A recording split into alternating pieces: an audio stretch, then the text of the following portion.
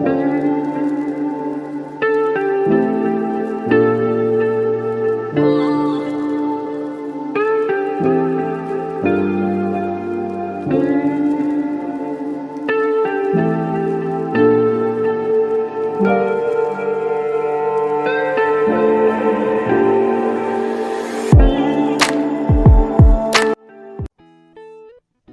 था इत्तेफाक, बिछड़ना नसीब में था। मिलना था इत्तेफाक, बिछड़ना नसीब में था। वो उतना ही दूर हो गया जितना करीब था। कुछ रिश्ते भी किराए की मकान की तरह होते हैं, उन्हें जितना भी संवारो फिर भी पराए रहते हैं। अस्सलाम वालेकुम माय यूट्यूब फैमिली, कैसे हैं आप सब? आई होप कि आप सब खैर से होंगे। मैं भी आप सबकी दुआ से ठीक हूँ। अच्छा सो फ्रेंड्स, ये चलिए देखें, हमारी ये मॉर्निंग हो चुकी है। सुबह सुबह की मॉर्निंग का टाइम कितना खूबसूरत मंजर होता है ये सुबह में, जब हल्की हल्की सूरज की किरणें हों और हर तरफ खामोशी का माहौल हो और चिड़िया परिंदे को उड़ते हुए देखना।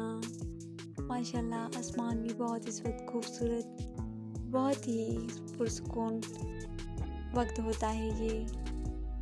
तो ज़िंदगी का दिन है ये, सुबह ये होती रहती है फिर शाम भी हो जाती है, पता नहीं चलता किस तरह ज़िंदगी गुजरती जा रही है। तो बस ये देख सकते हैं हमारी सुबह का मंज़र है और ठंडी ठंडी हवा को महसूस करना, ये हमारी अपनी सेहत के लिए भी बहुत अच्छा होता है। और उसके बाद सुबह सुबह में फ्लावर्स देख सकते हैं, माशाल्लाह से कितने गुलाब खूबसूरत लग रहे हैं ये। अभी तो बहार भी स्टार्ट हो चुकी है, तो हर तरफ फूलों में बहार आ गई है, तो अब फूल ही फूल। और ये देख सकते हैं आप, ये इमिटेशन फ्लावर्स हैं। तो अब चलिए हम चलते हैं। इमिटेशन फ्लावर्स को देखने के बाद मुझे अपना टॉपिक भी याद आ गया। आज चलते हैं हम डॉक्टर आमिर लियाकत के टॉपिक पे। तो आजकल बहुत ये चल रहा है सोशल मीडिया पे, तो आप सबने देखा होगा कि उनकी जो अभी है न्यू वाइफ दानिया सैयद, तो वो भी ऐसे ही हैं। इनको फ्लावर्स को देखने के बाद मुझे ऐसे ही लगा कि वो ऐसे ही हैं कि बिना खुशबू वाली इमिटेशन फ्लावर्स। जैसे कि कंपटीशन किया है डॉक्टर आमिर लियाकत ने कि वो अपनी जो सेकंड वाइफ तूबा थी, तो उन्हीं के चक्कर में उन्हीं को भुलाने के लिए ये लेके आए हैं जिस तरह से ये फ्लावर्स हैं। इस तरह से डॉक्टर आमिर लियाकत की मेरे ख़याल मुताबिक जो सेकंड वाइफ तूबा थी, तो वो माशाल्लाह से बहुत ही हैप्पी लाइफ गुजारने वाली थी और बहुत इससे कि महसूस होता था कि जैसे कि रियल फ्लावर हो वो, जैसे कि रोज़ या ऐसे होता है कि जैसे कि मोतिया का जो होता है खुशबू, इतनी माशाल्लाह से जो जिसको देखे वो उसके दिल पे लग जाए और दिमाग में बैठ जाए। तो इस तरह से बहुत ही अच्छी सी थी और प्यार करने वाली थी, समझदार। जितना टाइम उनका साथ गुजरा डॉक्टर आमिर लियाकत के साथ, तो हर जगह पे उनकी तारीफ़ करते करते थकती नहीं थी। तो इस हिसाब से और उनके साथ क्या वफ़ा की डॉक्टर आमिर लियाकत ने, वो तो उन्हीं के लफ्ज़ों से उन्होंने ख़ुद बताया कि मुझे तूबा ने तो कोई मौका ही नहीं दिया कि मैं उनके लिए कुछ करता। उससे पहले मैंने अपनी वाइफ जो थी उनको कुछ करोड़ बताए, उतना बंगला था करोड़ों का, वो दिया मैंने इस तरह से। तो वो तूबा के लिए बोल कह रहे थे कि मैंने घर भी नहीं दिया उसको। तो एक औरत का होता है घर, उसका तहफ़्फ़ुज़, और जब एक उसका हस्बैंड उसको तहफ़्फ़ुज़ ही ना दे सके तो फिर उस हस्बैंड के साथ गुजारा नहीं हो सकता। जिसकी तो कुछ टाइम साथ रहने के बाद कोई औलाद भी नहीं हुई। इनकी अपनी तबीयत को लेके कितने बीमार भी हो रहे थे, तो इनको तो कुछ न सोचना चाहिए था ना कि उस बच्ची के नाम कुछ तो करना चाहिए था। और इसके साथ साथ सबको ये भी पता चल जाता है कि साबित होता है इस बात से कि वो तूबा इस हिसाब से पैसे के मामले में बिल्कुल भी लालची नहीं थी। वो सच्चे और पुरखुलूस से अपना रिश्ता निभा रही थी, जिसको डॉक्टर लियाकत नहीं समझ पाए। तो इस हिसाब से मुझे बहुत अफसोस होता है उसने जो वफ़ा की, ईमानदारी। तो इंसान ऐसे वफ़ा करके करके थक जाता है, जब ऐसे कोई बीच आ जाता है तीसरा इंसान तो इंसान टूट जाता है। तो ये तूबा का जो दुख है ये तो मैं खुद जान सकती हूँ, मेरे खुद के साथ ऐसा ये हुआ है, ये वक्त मैंने खुद देखा है। और रही बात अब दानिया की, तो दानिया जो इनकी है अभी जो न्यू दुल्हन, तो नई वाइफ, तो उसके साथ भी सबसे पहले तो मैं ये कहूँगी कि उनके साथ तो बड़ा धोखा ये दानिया के साथ तो ऐसा धोखा हुआ कि उनके जब निकाह का जब वक्त आया तो उस टाइम पे भी उसके अपने बाप का नाम ना उससे मिल सका। उससे ज़्यादा बड़ा दुख क्या हो सकता है। उसकी किस्मत पे मुझे बहुत अफसोस और बहुत दुख हो रहा है कि किसी के साथ ऐसा ना हो कि बाप का नाम भी उसके निकाह में ना हो। सौतेले बाप का नाम लिखवाया गया। वो जब छोटी थी कहना है उनका एक इंटरव्यू में कि जब मैं छोटी थी रोती थी तो मुझे ऐसे ही प्रोग्राम्स डॉक्टर आमिर लियाकत के दिखाए जाते थे। तो शुरू से उसकी माँ ने उसके साथ सौतेलापन दिखाया और सौतेला बाप तो हमेशा ऐसा ही होता है। तो इसी तरह से मतलब इससे ज़ाहिर यही होता है कि डॉक्टर आमिर लियाकत ने दानिया की ख्वाहिशात को ख़रीदा है, उससे शादी नहीं की। उसकी ख्वाहिशों को पूरा करने का वादा करके फिर उसको एक शो पीस बना के, जैसे ये इमिटेशन के देख सकते हैं फ्लावर्स, बस इन्हीं शो पीस की तरह उसे लेके साथ चल रहे हैं, सिर्फ वो भी अपनी एक्स वाइफ तूबा को दिखाने के लिए कि तूबा से भी ज़्यादा कम उम्र लड़की उनको मिली है। तो बस यही है और कोई चीज़ नहीं है। ये तो एक बस कंपटीशन है कि मुझे करके दिखाना है। तो इस तरह नहीं होता। डॉक्टर आमिर लियाकत ने जिस तरह की दानिया के हाथ में गाड़ी की चाबी थमा के और एक आईफोन दे के उसकी ख्वाहिशात को पूरा करने का वादा कर लिया, तो वो भूल गई मासूम।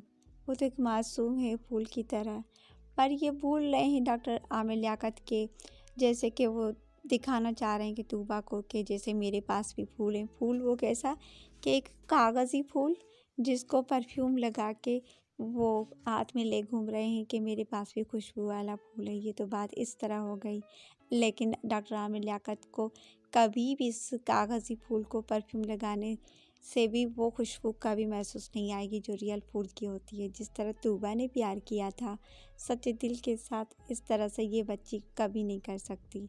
अगर कर भी ले, चलो मान लेते हैं कि इस बेचारी मासूम दानिया के भी मासूम इरादे हैं, जो नेक इरादे हैं, लेकिन वो नेक इरादे तब पूरे होंगे जब ये इंसान खुद अपनी लाइफ को चेंज करे।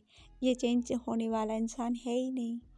तो इस तरह से तो फिर ऐसा ही होगा। और दूसरी बात, लोग सब कह रहे हैं कि तूबा के साथ अच्छा हुआ, कुछ किसी के साथ नहीं हुआ। ये एक ही इंसान गलत है। डॉक्टर आमिर लियाकत ने तूबा के कहने पर नहीं अपनी फर्स्ट वाइफ को छोड़ा था, अपनी ही मर्ज़ी से छोड़ा था। जबकि अगर तूबा ने उनको मजबूर किया भी था तो क्यों दी उन्होंने डिवोर्स। असल में डिवोर्स तो वो खुद दे रहे थे ना, सिग्नेचर तो वाइफ तो नहीं कर सकती ना, या लफ्ज़ 3 लफ्ज़ बोलने से भी वाइफ कैसे दे सकती है किसी सौतन को डिवोर्स। वो तो हस्बैंड के हाथ में है, उसकी ना दे तो क्या कर सकती थी। अगर देती तो एक धमकी जाने की तो छोड़ जाने कि 1 साल पहले अगर धमकी दी थी तो 1 साल बाद भी तो वो चली गई ना, वो नहीं रोक पाए उसको। तो ये सारी गलती उसी की थी। इस धमकी के डर से, उसके छोड़ने का सोच के इन्होंने अपनी पहली वाइफ को आज़ाद कर दिया और रोक तो इसको भी ना सके। और दूसरी बात ये कि इसका ये दूसरी की जो अभी नई दुल्हन है दानिया, तो उसके बारे में मैं तो इतना ही कहूँगी कि दानिया के साथ वो धोखा हुआ जिस तरह इंडियन फिल्म अनमोल में हुआ था। दानिया के साथ इंडियन फिल्म अनमोल की तरह धोखा हुआ है, जिस तरह के अनमोल फिल्म में अनमोल के साथ धोखा हुआ था, जिस तरह उसकी ख्वाहिशों को बिका गया था। उस फिल्म में अनमोल कहती हैं कि मैं समझती थी कि मंजिल मिलेगी, मेरे हाथों पे मेहंदी सजेगी, इन पहाड़ों ने धोखा दिया, क्यों दिया। तो इस तरह दानिया के साथ भी ऐसा ही हुआ है। इसी तरह दानिया को भी धोखा मिला है और आगे भी मिलने वाला है, क्योंकि मुझे पता है ये शख्स कितनी वफ़ा करने वाला है। और इतनी मासूमियत उस दानिया की कि मैं देख के हैरानी हो गई। अभी तो उसके हाथों पे जो ये बिना खुशबू वाली जो मेहंदी सजा दी है उसकी माँ ने, तो ये तो या सौतेले बाप ने जिसकी भी मर्ज़ी से ये रिश्ता हुआ तो उन्होंने लगा तो दिए, पर इसमें ना खुशबू है। ये रंग भी इसका कुछ दिन रहेगा, फिर भी आहिस्ता आहिस्ता ये मेहंदी उतर जाएगी। जिस तरह से मेहंदी उतर गई तो इस तरह से इस प्यार का जो है ड्रामा इस आदमी का ये भी ख़त्म हो जाएगा दिन ब दिन। और रही बात उस मासूम की सोच की, तो उसने कैसी अपनी ख्वाहिश रखी है सामने मासूमियत की तरह, जिसने बोला कि मुझे हज करने जाना है। हक महर में वो यही मांग रही थी मोदी खाई में। तो इसी से अंदाज़ा लग सकता है कि किसी गरीब की इतनी ही ख्वाहिश होती है, एक छोटी सी गाड़ी, एक मोबाइल फ़ोन और एक हज की ख्वाहिश। तो ऐसी ख्वाहिशों को ख़रीदने वाले इंसान ये क्या जाने कि उनकी कितनी मासूम ख्वाहिशें होती हैं। वो मासूम दानिया कितनी भोली और कितनी अनजान है कि उसकी ख्वाहिशात को तो कहीं बिका गया है तो कहीं से ख़रीदा गया है। उसको ये मालूम नहीं अभी उसकी नई ज़िंदगी, ये इतनी छोटी सी उम्र में उसने कितने दुख देखे हैं और आगे कैसी ज़िंदगी आने वाली है। तो जब उसके बाप का उसको नाम ना मिल सका और फिर उसका वो शौहर भी उसी तरह से धोखेबाज मिला जो पैदा करता है, वो अपना उसका नाम ना आए शादी निकाह के वक्त भी, तो फिर इससे ज़्यादा और दुख क्या हो सकता है। और दूसरी बात है कि जो ख़रीद रहा है उसके उम्र का अंदाज़ा तो हर कोई लगा सकता है। जिसके बेटे की उम्र 22 साल हो, जो खुद इंटरव्यू में बता रहे हैं दानिया के सामने, तो उस मासूम के चेहरे पे क्या गुजरा उस वक्त। तो इसी हिसाब से बस सबका पता चल जाता है कि कौन सा रिश्ता किस तरह निभा रहा है। और रही बात तूबा की, तो तूबा का कोई कसूर नहीं है, वो तो ऐसे ही आई थी जिस तरह दानिया बेचारी अपना नसीब लेकर आई है। तूबा का तो सिर्फ वक्त ही ख़राब हुआ था और इस दानिया का भी ये भी होने जा रहा है नई ज़िंदगी की शुरुआत। 17-18 साल की उम्र में इतनी बड़ी उम्र के आदमी के साथ शादी, और वो भी इतना धोखेबाज इंसान जो अपनी मासूम खूबसूरत इतनी इज़्ज़त करने प्यार करने वाली दो वाइफ की इज़्ज़त न कर सका, तो इस मासूम की क्या करेगा। और इसके अलावा मैं दानिया के बारे में सिर्फ इतना ही कहूँगी कि उसके लिए एक शेर है मेरी तरफ से कि जब तक बिका न था तो ख़रीदार ना था, जब तक बिका न था तब तक कोई ख़रीदार ही ना था, तूने ख़रीद कर मुझे अनमोल कर दिया। तो इस हिसाब से कि दानिया की तरफ से ये शेर ही है कि डॉक्टर आमिर लियाकत साहब ने उन्हें ख़रीद कर ऐसा अनमोल कर दिया कि अब उसकी कोई कीमत ही नहीं। तो इस तरह से वो उसको लेकर चल रहे हैं, घुमा रहे हैं, ऐसे इंटरव्यूज़ दे रहे हैं जो शरीफ लड़की कह रही कि हम कभी भावलपुर तक जाते थे अपने घर गांव से, कहीं हम गए ही नहीं कभी। तो उससे शरीफ बच्ची जो अपनी ख्वाहिश अपनी मोदी खाई में हज मांग रही है और उस लड़की को वो कैसे जलील कर रहे हैं मीडिया के सामने लेकर, उसको तो अबाया पहना कर लेकर आते तो कितना अच्छा था। इसके साथ साथ अल्लाह हाफिज़।